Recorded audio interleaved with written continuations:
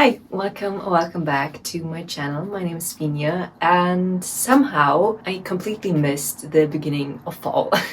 I don't know how this happened, but I feel like the beginning of September, Germany was still so warm. And then I also went on vacation to Mallorca, which is a Spanish island, and it was so warm, it was so hot. I went to the beach and went swimming like every day, and it felt so summery, tropical. And then I came back, and now it's October, and I just completely missed it. And now it's cold, it's rainy, it's perfect for cozying up on the couch and reading. So today I want to talk about some fall and winter reading, anything that is perfect for staying at home on a rainy Sunday, cozying up on the couch and just reading a book. So I will start with some recommendations I have for fall and for winter, and then I will also go into my personal TBR for the cold seasons and yes, talk about that. So let's get started. And a little disclaimer, not all of these books take place in winter or fall or necessarily have anything to do with those seasons, but they just give up the vibe, or they just feel like you should read them in those seasons. So with that said, we will start with Never Let Me Go by Kazuo Ishiguro. This is a quite recent read for me. I think I talked about this on my channel before, but this is basically about a couple of characters looking back on their time at a specific boarding school. And I don't really want to tell you too much about what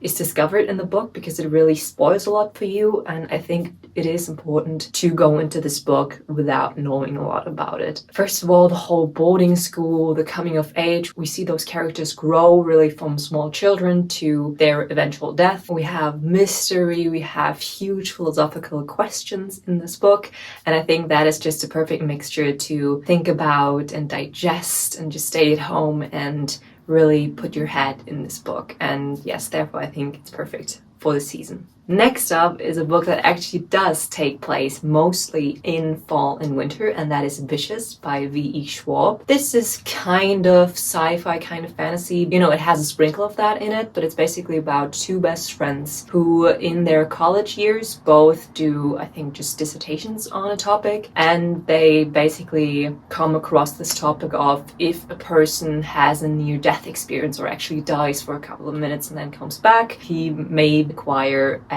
interesting skill or like superpower, and they basically experiment with that and eventually fall out, and we jump between those different timelines. We have flashback, then we have the current day, and it's just so great because it's so ominous and dark and gloomy, and it's basically this cat and mouse game between those two friends, and these characters are all so well done, and I think it's just a perfect book for this season because it also takes place in that season, and it gives up so much coziness and mystery and thrilly vibes. I also think that autumn and winter are like perfect to get into a manga series. I don't know, just devouring volume after volume after volume and really diving into this world. I think it's just so cozy for me. And I do think Death Note is really great for that. I think very commonly known what it's about, but it's basically about this guy called Light. He goes to high school and he finds this notebook lying on the ground, and it is a death note from this demon dimension, and if you write a name in it, you know, that person dies. It has some, you know, special rules and stuff,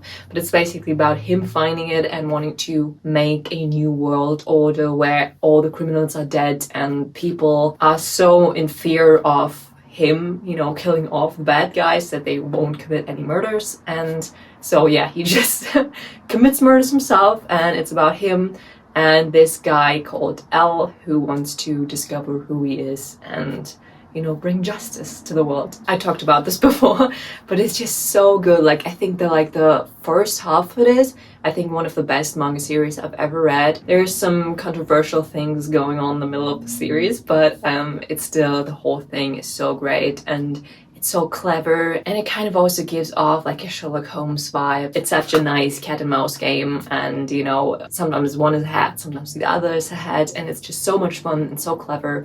I said clever like 14 times, but it is the case. But yeah, Death Note, I think it's perfect to now really dive into it, and it's only, I think, like 28 volumes or something, and manga volumes are pretty short, so you can really get through it until the next year, I would say. Then, of course, it's the season of classics. I don't know, something about fall and winter makes me want to study and makes me want to learn and makes me want to read more hard literature, I think. And that's classic. But I mean, not every classic is really hard to read. I made 2 videos on really accessible classics if you want to check those out. But yeah, one I think is just perfect. It's just made for the season, and it's Frankenstein by Mary Shelley. It obviously takes place in a lot of cold and isolated regions, from mountains to the Arctic, and just the premise, creating this life form and what it means to that person, what it means to the world, and just those philosophical questions, I think, for me, the epitome of coziness and you know, really getting into it. And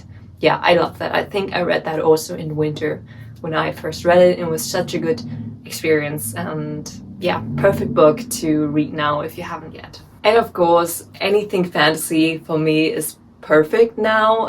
Just go through your TBR and just pick up anything that is fantasy. I just became Italian in that one sentence. But yes, I don't know, it's a perfect genre for the season. And also, I think this season and, you know, the cozy cold days is also perfect for rereads. Just reread, you know, something that you loved, something that's fantasy, something that's cozy. For me, that would be Six of Crows. I mean, it's just so fantastic. I did one reread already, which, I mean, was the audiobook, but I haven't done a physical reread, so I might do it actually. And I'm trying to force my boyfriend to read it with me. He's not a big reader, but I think he would like it. So yeah, that might be an opportunity. And yes, rereads of fantasy. It's just, it goes together like, you know, alcohol and driving, you know. And then, actually, my last recommendation right now is After Dark by Murakami. This book takes place between midnight, I think, and the morning hours in Tokyo. Yeah, the whole book basically takes place in those few hours at night, and we follow around different kind of characters all somehow being up and awake at night in the city of Tokyo and living different lives, lonely lives, sad lives. And I think just the vibe of the whole novel taking place in this one night in this dark, big but anonymous setting feels very wintry to me. I've completely forgotten in what season the book takes place. I don't even know if it was mentioned, but yes, was quite an interesting read, and I think it would really fit this time. And maybe also just read at night, you know, pick out a good night with some thunderstorms, maybe some raining, you know, and stayed up late at night reading this book, and I do think you would enjoy it. And now to my personal TBR for this season. First of all, I started off this list with a Kazuo Ishiguro book, and I want to start this book with a Ishiguro book, and this would be The Remains of the Day. It is already on my shelf and I have it here, and it is about a butler. It always has aging butler, so I think he must be around his 70s maybe. I have actually no idea, but I think he is a butler in England, and he goes on a vacation, on a holiday, and kind of looks back on his life and on his memories. And I do think it takes place in the 50s. So yeah, we have some, you know, historical vibe going on. Just the vibe of a cute old butler, you know, thinking back on his life and, you know, kind of reminiscing and taking in all the memories and stuff. That just sounds so cozy and nice to me, and it's really not to beg the book. So yes, it just sounds perfect for me to now read on a Sunday or it's cold outside and I don't have to go anywhere and I just can read the book. So yes, and I loved Never Let Me Go, which is my one and only Ishiguro book I've read till now. So I loved his writing just so much that I really want to get into it. So yeah, that's kind of perfect for now. Then, of course, you cannot really do Fall without Dark Academia, and something kind of weird, something murderous, but something really pretentious, you know? And I do have Bunny by someone, I don't know the author. It's this pink book, I don't know. And what I heard about it is that it's really weird, but I do think that it's supposed to be satire on the Dark Academia genre. Yeah, it sounds perfect, and it's supposed to be really weird and twisty, and yeah, that sounds really good to me. And I have it, you know, for like 3 years on my shelf, and I've never read it, and I don't know why. Maybe it's because that I just don't really know what it's about. So if you have read it, maybe leave a comment and give me, you know, something, because, you know, I could just look it up, but I haven't really done that yet, and I just saw it on my shelf recently and was like, well, what's that? So yeah, maybe it's finally time to get to it. Also something, you know, that goes with the cold days is coffee. And I've never read Before the Coffee Gets Cold, and this is something I thought it might be now the time to get into. They're very short books, and I think the plot is there's this cafe where you go to, and then you have the choice to go back in time and kind of visit some old self. I don't know.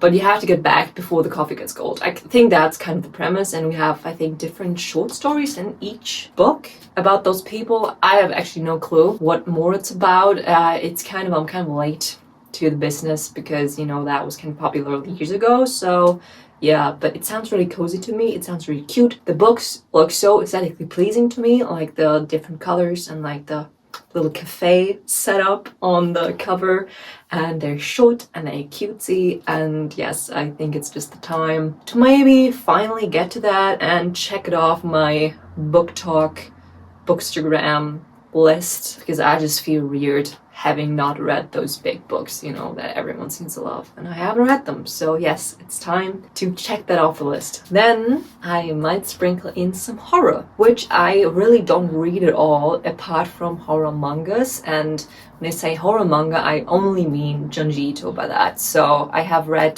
Uzumaki, which was fantastic, and I have read Fragments of Horror, which is a collection of horror short stories, which is not really to my taste. I feel like a couple of the stories I really liked, some of them I didn't really like, but I do think that all of the stories had really potential, but it was just too short for me, and that's why I loved Uzumaki so much, because this was a chunky manga. So yes, I really want to get in some of his longer standalone mangas and all a collection of stories. So I think The Liminal Zone is just one story, and I also think Tomi is just one story. I maybe have to look into them to find out if they're really full stories or also short story collections. I mean, I might give another collection of his a try, but that was not really my cup of tea. So yeah, but I think horror, you know, especially in the winter time, that just hits different. I think I read Uzumaki around like New Year's, so like after the Christmas time, where you kind of get into this very, very gloomy, dark January, February time. So yes, Junji Ito. Then I have the Throne of Glass series. I'm in the middle of the second book, and I'm kind of in a slump. I felt it quite easy to get through the first one, but now in the middle of the second, I'm like, when will I be getting invested in those characters? And, you know, at this point, I could just, you know, put it away and never think about them again. And I actually, when I put the book away, I don't think about that book at all. Like, I just don't care about them at all. I don't know, the romance isn't romancing the way I want them to. And, I don't know, the plot is not as interesting as I would have liked. And I feel like in the first book, it was kind of a clear goal, kind of a clear mission, you know, with the whole Hunger Games, Fourth Wing style thingy, you know, going on, like the competition, that's the word I was looking for. But now, what is the goal? What is happening? I kind of like, I don't know, I'm pretty much in the middle of Crown of Midnight. Welcome back. My phone just died. I think I was telling you that I was spoiled, that I have watched a Instagram video that really, without warning, and like the first second of the video just spoiled me completely about a certain name, and that is a certain character I know about, that is actually her. And I've just now on Crown of Midnight heard about this name and who she is, and now I know that it is her, if that makes sense. If you know, you know, I think. But yes, I do think I just have to get in the flow again, read it a bit faster so it stays interesting.